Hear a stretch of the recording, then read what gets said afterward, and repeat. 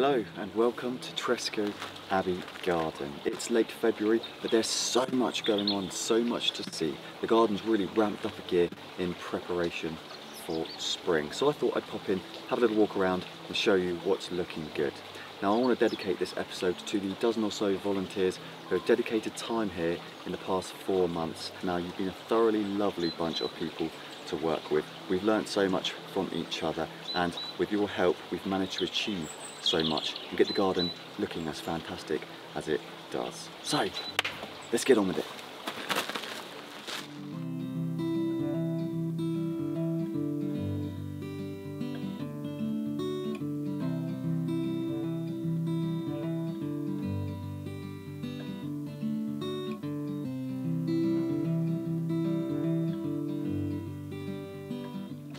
This exotic looking specimen is Clianthus puniceus, or Kaka beak, so named for its close resemblance to the New Zealand native parrot species. Just look at the curved petals on this flower. Puniceus actually refers to the red and purple coloration, but it does come in a variety of forms, including a stunning white cultivar. Now this will make a shrub to about 3 meters and really likes a sunny, sheltered south or westward facing wall and can tolerate temperatures down to -5 degrees. This has been flowering for a good few months now, and judging by the amount of buds still present, will go on for some time still. What a showstopper.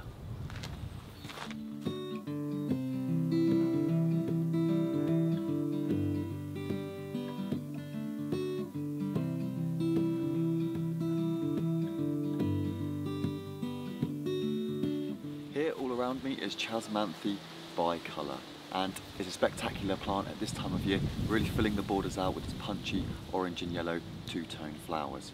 Now it's a native to South Africa, to the Western Cape province, and uses these specially adapted tubular flowers to attract the sunbird as its primary pollinator. Now it's a great plant to have in the garden because it rockets away over winter, and come summertime it will die back and make room for other plants.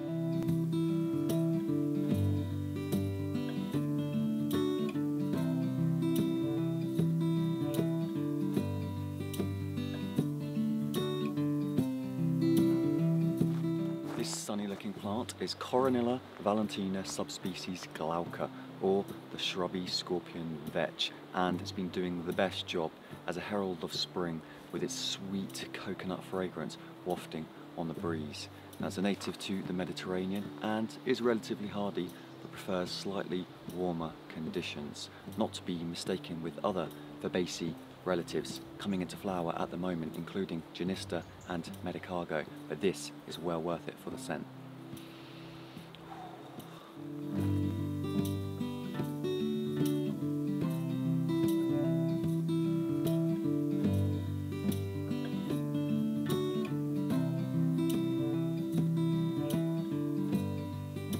Here we have Kunzea baxteri, a native to southwestern Australia, where you'll find it growing in poor soils perched on granite outcrops, so finds conditions here at Tresco to be rather homely. This has been flowering for months now and has no signs of stopping. It's one of my favourite shrubs in the garden. I particularly like these yellow anthers perched on these scarlet filaments. Now in combination with the fiery orange racemes of the candelabra aloe, they just ignite this cliff, and you won't find a view to rival it in any UK garden in February.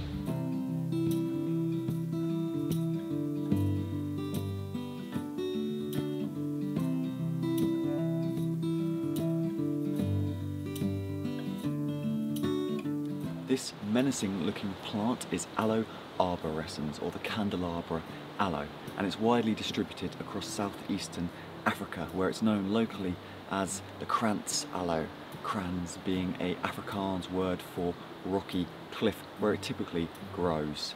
This is a superb addition to the garden, offering these red and orange flower spikes from Christmas time through till March, and these lovely blue-green succulent spiral rosettes the rest of the year.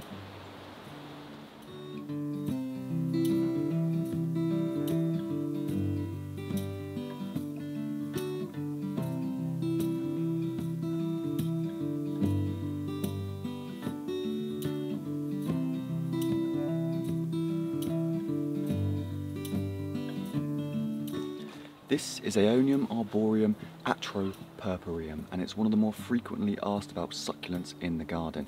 It forms this small subshrub with these lovely dark rosettes, which eventually turn into these brilliant yellow flower panicles.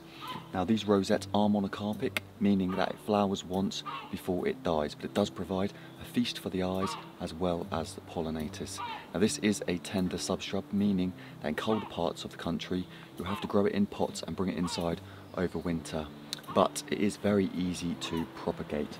All you need to do is take a stem cutting and put it in some really free draining compost, and it will root away in no time.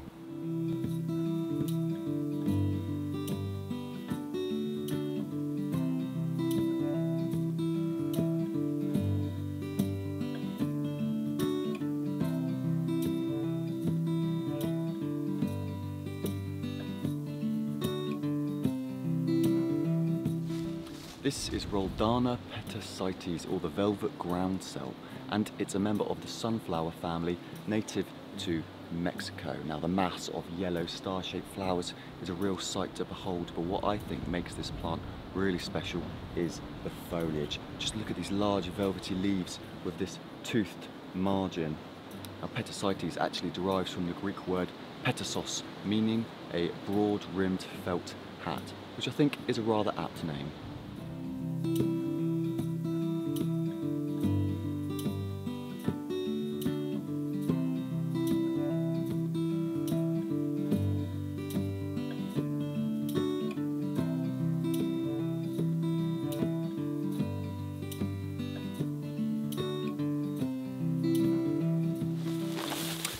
Would you believe me if I told you that the plant behind me has been flowering like this for the past 6 months? This is Sparmannia africana, or African hemp, and it's one of those shrubs that has everything going for it.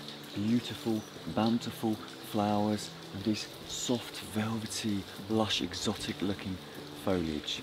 Now the flowers of Sparmannia are known to possess haptonastic responses, meaning that the stamens reflex when touched to aid in pollination. Unfortunately, this is not a hardy shrub, disliking temperatures below 7 degrees, but it can be grown as a houseplant.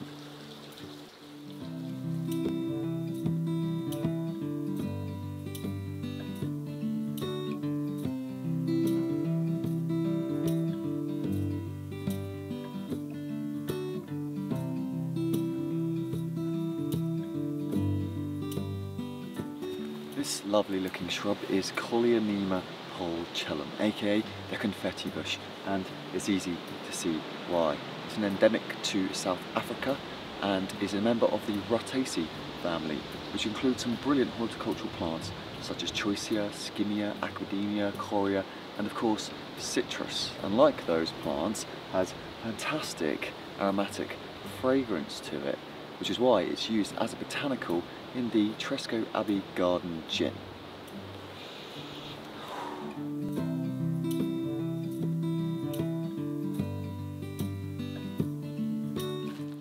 Well, that's it. That's all we've got time for today. Thank you so much for watching. Stay tuned, and together we will see the beauties that March has to offer. Until then, goodbye.